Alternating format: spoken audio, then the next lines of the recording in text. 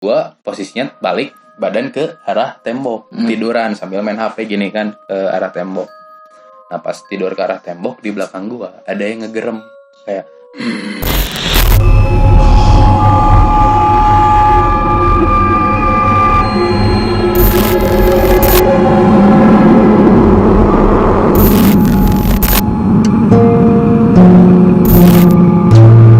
Selamat semuanya, selamat datang di channel gue Fikri TV dan sama gue Fikri.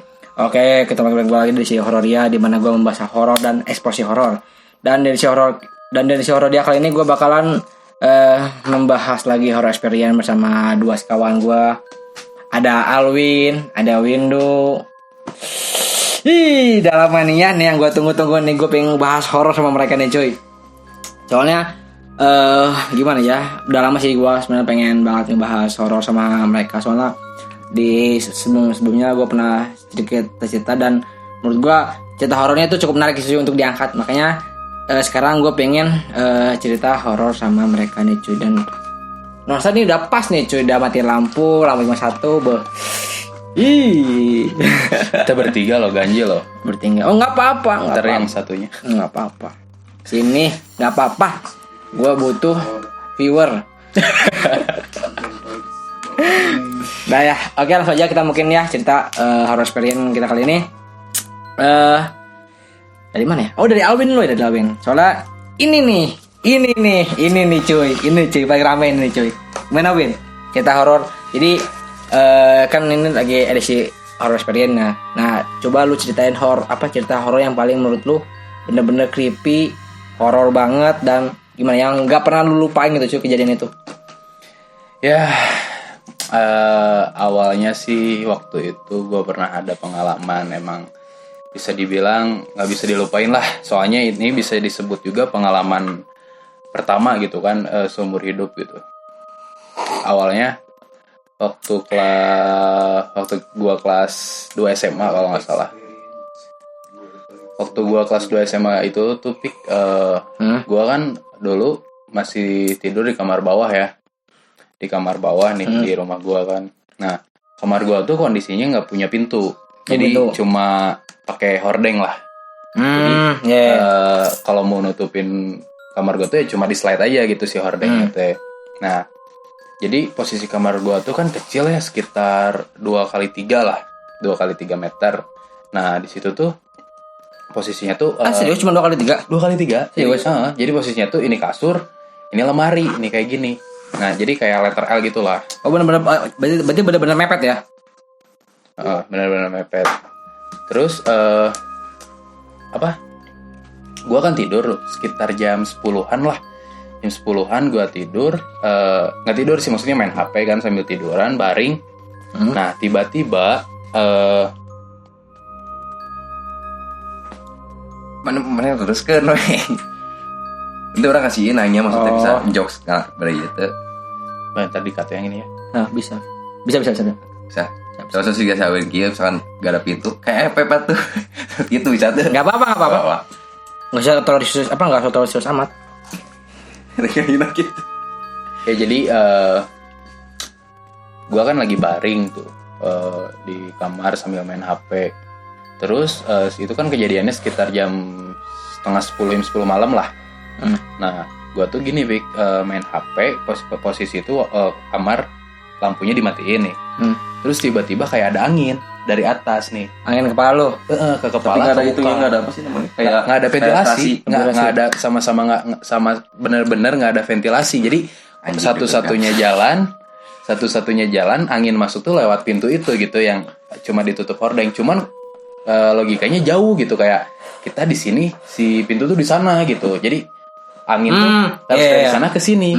Tapi sedangkan ini dari atas kepala ke muka gue gitu. Logika juga dari kamar nggak bisa angin masuk kan? Iya. C-nya masuk kan dari sini dulu ke badan gitu, dari bawah ke atas. Ini dari atas ke bawah. Jadi kayak ada yang niup dari bawah, tapi pelan-pelan gitu.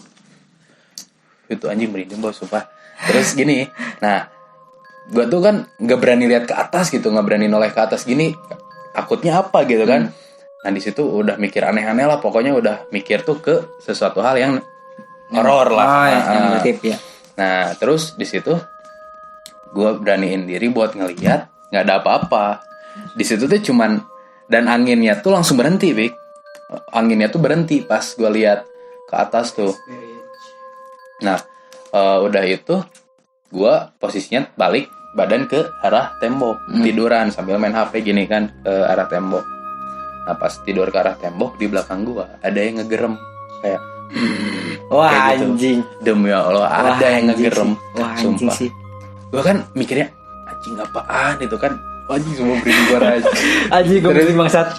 Nah terus kan anjing itu apaan gitu kan, mau noleh nggak berani gitu kan. Terus akhirnya sekitar adalah 15 menit 10 menit itu suara terus-terusan kayak gitu. Gue nggak bisa noleh, gue ngepal tangan nih kayak gini sambil malik dar gitu, nggak ada apa-apa di kasur. Oh jadi lu berusaha buat mukul tapi ternyata nggak ada apa-apa. Nggak ada apa-apa. Gue pengen mukul yang ngegerem itu tapi nggak ada apa-apa gitu. Nah di situ gue lari tuh ke atas kan ke kamar mama gue gitu kan. Gue tidur lah di situ akhirnya. Langsung tidur. Nah udahlah, itu cerita ke-1 awal pengalaman gue dari situ. Nah besoknya nah kamar gue tuh mau ke kamar mandi. Ini sekitar jam 8. Nah terus di rumah gue tuh orang-orang rumah tuh punya kebiasaan jam 8 tuh udah pada tidur. Oh gitu. Jam 8 tuh adik-adik gue, mama gue, papa gue sama nenek gue tuh udah tidur. Jadi udah sepi lah istilahnya di rumah gue tuh. Nah gue mau kencing ke kamar mandi. Itu cukup pagi jam 8? Iya, soalnya kan emang pada kerja pagi-pagi gitu besoknya. Capek ya gitu. Nah terus gue kan ke kamar mandi nih. Posisi kamar mandi gue kan pintunya tuh sebelahan. Cuman kayak L, jadi ini pintu 1, ini pintu 2. Jadi kayak gini nih, kayak gini. Oh iya. Nah, itu ya gue di kamar mandi ini kencing. Masuk lah. Gue kencing kan. Nah terus gue keluar, gue tutupin pintu yang 1, yang pintu yang ini gue tutupin, pintu yang ini ngebuka gini. Wah anjing. Kondisinya ini nutup. Wah, pas gue ngebuka pintu yang ini, gue keluar, gue tutupin, ini ngebuka. Gue nggak mikir apa-apa. Pas gue nutupin pintu yang ini nutupin, yang ini kebuka. Di situ aja disumpah dari atas kepala sampai ke bawah kayak berinding. Wah anjing itu masuk. Aja disumpah. Itu mah langsung asli parah bisa. Gak maksudnya. Tapi kalau kita berpikir positif sih mungkin pintunya nggak rapat kali. Tapi maksudnya yang gue aneh tuh kenapa bisa konstan gitu. Nah iya, nah kayak gitu. Wah, wah asli. Itu sih yang gue aneh sih. Serius. Soalnya kalau misalnya kan kalau normalnya kan mungkin tutup sekali dan gitu kan. Tapi ini dak gitu. Iya. Anjing. Dan kondisi pintu di rumah gua tuh bisa dibilang padat gitu, nggak ada longgar lah. Pokoknya ngerapat gitu. Kalau ngebuka juga sama anak kecil tuh nggak bisa dibuka gitu. Kalau angin juga nggak bisa kebuka kalau sama angin gitu. Jadi emang aneh lah. Nah di situ gue merinding kan sebadan-badan, gue lari lagi ke kamar mama gue tidur lagi. Dan itu tuh kejadiannya sehari setelah yang tadi ada ngegerem di kamar. Nah lebih continue bang. Gue tuh kan nggak ngerti kayak ada apa gitu, tanda apa gitu kan. Gue sampai mikir situ, takutnya gue diguna-guna atau gimana kan. Pas besoknya bangun tidur setelah kejadian itu, gue tidur di kamar nenek gue. Nah kamar nenek gue tuh ranjangnya tuh masih ranjang dulu lah, yang pinggir-pinggir ranjangnya tuh besi lah, tirainya ya besi, terus ada tirainya namanya kulambu kalau yang buat biar si nyamuk teh nggak masuk gitu. Jadi kayak tidur dalam tirai. Gue teh masuk ke situ padahal pagi-pagi jam 9 pagian lah. Nah kondisinya rumah udah sepi, adek gue kan sekolah, mama sama bapak gue kerja, nenek gue lagi ngaji gitu kan, ngaji ibu-ibu kan biasa ngaji nenek-nenek gitu. Terus udah kayak gitu gue masuk ke kulambunya. Nah pada saat itu tuh gue emang melihara kucing dulu tuh melihara kucing. Waktu melihara kucing kan kondisi kasurnya tuh udah reot lah, udah jadi kalau ada yang mau naik tuh pasti bunyi krek gitu kan. Nah gue tuh main HP kayak gini sambil tiduran, pas gue ngerasa ada yang naik ke kasur. Gue kira tuh kucing. Oh gak kucing? Gue kira tuh kucing kan. Emang kucing gue tuh waktu itu tuh emang lagi gumincir kan, lagi centil lah, sering waktu naik gitu. Nah terus udah itu gue kelihatan nih sama ujung mata kan. Gue ngelihat emang kok kayak ada yang naik tapi bukan kucing gitu kan, kayak orang gitu. Terus ngebuka tirainya gue gini gitu kan, gue udah merinding dari kaki sampai ke kepala, merinding. Terus kayak gue tuh tiba-tiba blek ya nenek di depan muka lo, gue gini dan gitu gini bener-bener ngelamun gini, lihat-lihatan sama nenek itu, sumpah merinding parah. Anjing. Nggak, si nenek itu maksudnya dia bengong aja gitu, diem aja gini ngeliatin ke muka. Ibarat kan ini muka gua nih ya, gini aja di atasnya. Wah anjing sih. Bener-bener jadi kayak oh jadi kayak ngeliatin lu gitu. Nindih, dianya nindih. Nindih gua, dan gua juga sadarnya tuh ada yang buka pintu rumah. Wah ngepet sih. Jadi yang buka pintu rumah teh kan gua memang punya nenek juga. Jadi nenek gua sama kakaknya nenek gua tuh tinggalnya dekat kan rumah gua. Nah, masuk tuh ke rumah gua. Pas itu ngebuka, gua langsung sadar gitu kan, itu tiba-tiba hilang. Gua juga masih ingat kejadiannya sampai sekarang. Dan ya udah gitu, gua langsung sorenya mama gua pulang kerja, gua cerita kan, 3 hari ini gua emang ngerasa ada hal-hal aneh lah yang gue alamin gitu. Gue cerita semuanya ke mama gue, terus akhirnya gue dibawalah ke guru ngaji dia dulu. Emang katanya sih kata guru ngaji itu, mata gue emang kebuka pada saat itu, dan itu emang kejadian awalnya. Dan waktu itu sama si gurunya, gue emang ditutup lagi matanya tuh, katanya emang ngebuka dikit, ditutup lagi. Cuman itu kan kejadian 3 hari berturut-turut nih, dari yang kamar, terus kamar mandi, sama yang erep-erep lah itu. Terus gue bilang kan, nah besoknya gue ke guru gue. Nah malam itu gue tuh ngajak temen gue buat tidur di kamar gue yang dulu, yang erep-erep itu. Kan gue semenjak kejadian, bukan yang erep-erep, yang ngegerem. Semenjak ada yang ngegerem itu, gue nggak berani tidur lagi di kamar gue kan. Nah gue bawa temen buat nginep di rumah gua mau sholat isya nih. Sholat isya kan. Gua sholat isya kan, Allahu Akbar gitu. Pas Allahu Akbar ada yang lari hitam di belakang gua, kecil. Gua kejar. Enggak, lu tahu ada yang, maksudnya lu tahu lari hitam dari mana? Gini kan, gua kalau sholat tuh liatnya tuh mata tuh pandangan ke posisi sujud kan. Ya benar. Gini. Nah otomatis ekor mata kan bisa lihat di bawah tuh. Kayak gue nih lihat ke sini, gue bisa ngelihat ke daerah sini kan. Jadi kayak ada bret hitam bener-bener di belakang lo, bener-bener di belakang. Oh walah, sumpah nih berinding parah.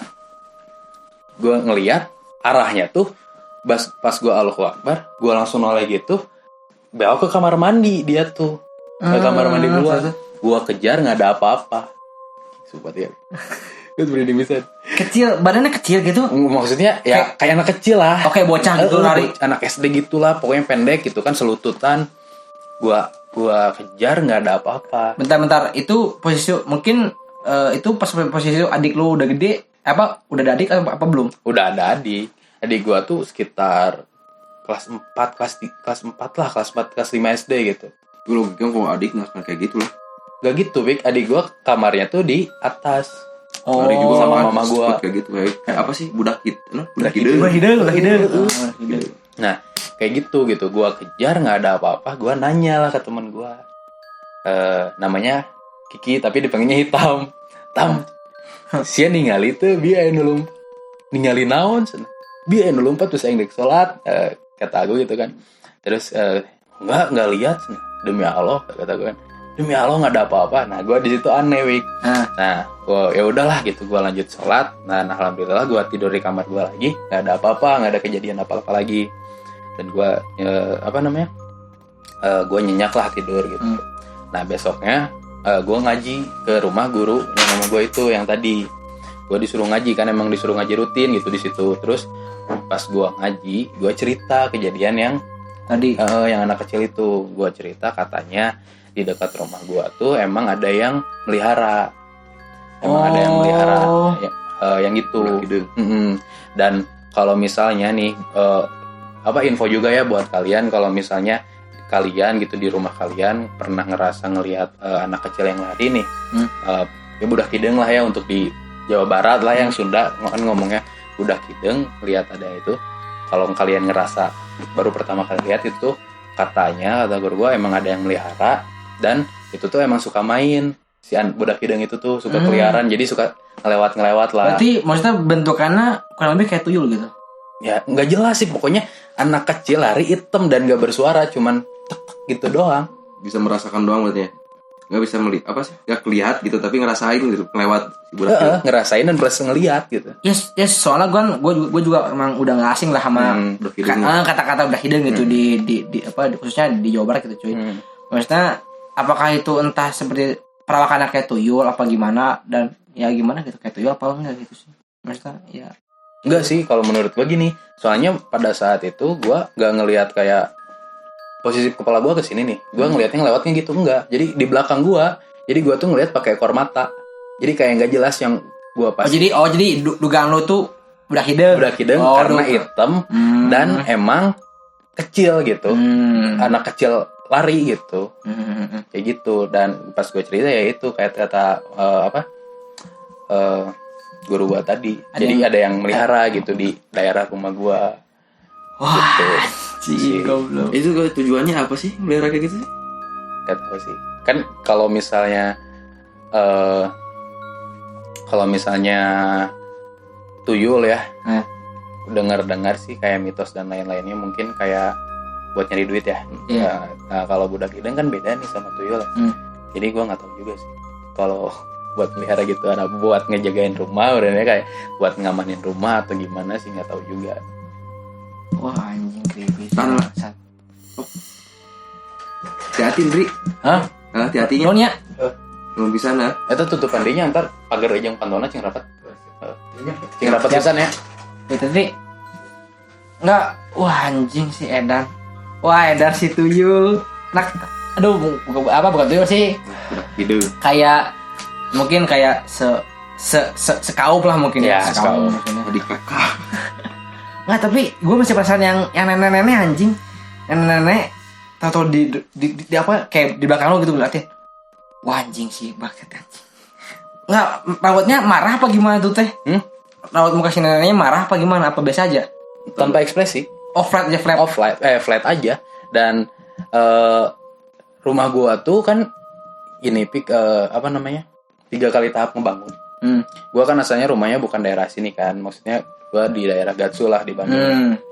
Terus pas gue pindah ke sini tuh rumahnya tuh masih benar-benar jelek, parah jelek, yang namanya jelek. Jadi kayak lantai juga kayak lantai yang banyak pasirnya, tau nggak? Yang kotor lah pokoknya. Dan gue tuh nggak pernah mau tinggal di sini dulu tuh. Gue kan pindah ke sini tuh SMP dulu. SMP. SD gue di Gatsu gitu. Gue sampai nggak mau pernah pindah ke sini karena emang rumahnya jelek dan lingkungannya gue kurang suka gitu kan pada saat dulu. Dan pada saat gue nanya gitu kan ke mama sama ke papa, gue nanya masalah nenek-nenek, terus katanya, nah kebetulan yang ngejual rumah gue tuh tetanggaan sama gue gitu. Jadi dulu tuh ini tuh rumah saudaranya lah. Nah yang tinggal di rumah ini tuh nenek-nenek. Jadi neneknya sih yang ngejual rumah ini gitu. Tapi neneknya udah almarhum. Wah anjing bangsat. Jadi anjing bangsat. Wah anjing. Wah anjing bangsat. Wah tai sih. Ucapan selamat datang. Wah tai sih. Wah anjing ini bangsat goblok. Sumpah berarti bisa. Wah tai. Ya Allah, wah tai sih anjing. Wah. Shit. Oke, next. Oke. Terus pas gua nanya kan nah dipanggilnya tuh si nenek, kata tetangga gue tuh. Lo tahu kan tetangga gue kan udah tua kan? Iya. Nah neneknya bukan mamanya. Jadi di atas Uyut bau ya, di atas Uyut kan nenek Uyut bau ya. Oh iya kayak nenek Uyut bau. Oh iya bau. Nah itunya lah. Jadi katanya tinggal di sini gitu dulu tuh. Kayaknya di rumah ini karena sakit. Nah padahal gue pas pindah ke rumah ini emang udah syukuran lah kan. Biasanya kan emang orang kalau pindah rumah suka pengajian kan, syukuran. Takutnya ada apa-apa. Dan emang pas keadaan rumah ini dijual tuh udah kosong gitu. Jadi emang keadaan rumah kosong. Dan katanya si keluarga itu emang lagi butuh duit nih. Jadi dijual gitu ke keluarga gue gitu. Gitu sih. Tapi gue yakin sih itu kayaknya bukan si nenek, bukan si roh nenek, tapi kayak si penjelmaan lah ya. Penjelmaan si nenek ini. Tapi maksudnya kenapa harus si pemilik rumah gitu loh cuy? Tahu juga. Ya itu sih maksud gua. Pas Selamat datang. Iya kayak shit itu Selamat datang. shit. Welcome back. Shit parah sih gua. Aduh anjing. Nah, Wah. terus kan gue tadi bilang rumah gue tuh 3 kali tahap pembangunan. Iya, terus. Nah, pada saat rumah ini gue beli jadi ya, maksudnya gue beli dengan keadaan yang normal, belum diapa-apain, itu ke satu, terus dibangun, ditingkatin, tapi keadaan ditingkatin tuh belum dicat, belum tangga juga masih jelek lah gitu, belum pakai keramik pada saat tahap ke satu yang dibangun ya. Nah, terus pas gua ngebangun nih, rumah gua tuh pintunya tuh gak pakai pintu. Masih horden. Bukan hordeng, rumahmu masuk rumah, jadi kayak ditutupin pakai triplek. Oh gitu? Ditutupin pakai triplek, terus di belakangnya kayak ditumpuk-tumpukin kayak semen biar gak ada yang masuk. Nah, udah gitu. Ini percaya nggak percaya ya, terserah juga. Gua berani sumpah, gua demi Allah. Ada babi, Bray, ke rumah. Babi Depan rumah. Tanyain bapak gua aja. Wah, Awalnya dari di belakang rumah. Dulu tuh rumah tuh ini tuh ngebaliknya ke sana, ke depan gitu. Oh, di situ ya. Ini tuh belakang ke sana tuh. Nah, jadi di depan rumah tuh ada babi kayak bunyi dikejar, ada ke belakang, ada ya di sini, di bawah. Terus ya dikejar, hilang aja udah. Ada Bagong gak sih gue? Nggak tahu babi ngepet, nggak tahu ya. Dan kata mitos-mitos ya yang dengar ya kan, takutnya duit habis kan. Nah, ya dicek sama bapak gue kan. Gue mikirnya waktu itu kan gue lagi ngebangun rumah, pasti orang-orang kan mikirnya lagi ada duit kan buat ngebangun rumah. Jadi ada babi, sumpah beneran ada babi. Allah, ada babi. Soalnya gue juga pernah ngerasain kayak uang tuh, gue udah ngumpulin uang, tapi tau hilang berapa ribu, wah anjing. Iya sih. Wah sih, kasih bener. Emang. Wah anjing sih. Udah tahu miskin. Wah anjing tai sih. Wah tai sih anjing. Asli, ada babi. Shit. Ya itu sih paranormal experience gue sih. Sebenarnya masih banyak. Gue kan basicnya emang mata gue emang bisa dibilang bisa lah gitu ya, walaupun nggak bisa instan gitu ngelihat. Cuman gue emang beberapa kali bisa kayak ngelihat gitu. Dan memang katanya Alwin ini dari turunan ya cuy. Ya turunan sih. Jadi emang kakek gue kan kakek dari mama dari Pacitan, emang bisa lah kayak ilmu gitu. Terus kakek gue dari bapak juga emang ya gitu sama. Terus balik lagi ke tadi, emang yang gue bilang mata gue tuh kan emang bisa dibilang sensitif lah ya. Sensitif. Terus gue tuh pernah ada pengalaman juga satu lagi. Gue tuh pulang mau ke rumah tapi lewat gang. Gangnya tuh pulang ke sini. Pulang ke rumah ya ke sini lewat gang. Itu tuh maghrib lah pokoknya, mau ke Isya gitu kan kalau nggak salah. Gang yang mana nih cuy? Gang yang Jagapurwa. Oh yang satu lagi. Gang yang depan Gapura itu apa yang? Jagapurwa di sana waktu kita pulang dari Wagun. Oh iya. Nah di situ jadi kan kondisinya tuh ada gang kecil, ya nggak kecil lah, 2 motor lah ya waktu itu. 2 motor. Nah kondisinya tuh gini kan, gangnya lurus belok. Nah pas gua belok gini, di depan ada yang diri putih. Gue tahu itu bukan orang, gue tahu. Nah, udah dicegat anjing. Kayak udah dicegat gitu. Terus pas mau balik lagi muter kan jauh, harus ke Logam, ya, harus ke depan lah ke Ciwastra. Sedangkan rumah gue udah deket gitu kan, tinggal gue berhenti, gue anjing takut ya, sumpah gak ada dua. Takutnya kan gue lewat ke depan dia gitu ya, digabruk. Diterkam gitu. Gimana saya? Wah gitu dari si anjing. Nah gitu. Nah gue udah pada saat itu gue pertama kali kayak ngelihat jelas, ya sosoknya bisa dibilang kuntilah ya. Nah gue beraniin diri, gue ngelewat, soalnya di situ kondisinya kan emang gue pengen cepet nyampe rumah kan. Nah karena capek, gue ngelewat ke depan dia, gue nggak berani noleh, cuman gini doang lah. Jadi si mata gue tuh kayak ngelihat ke pinggir.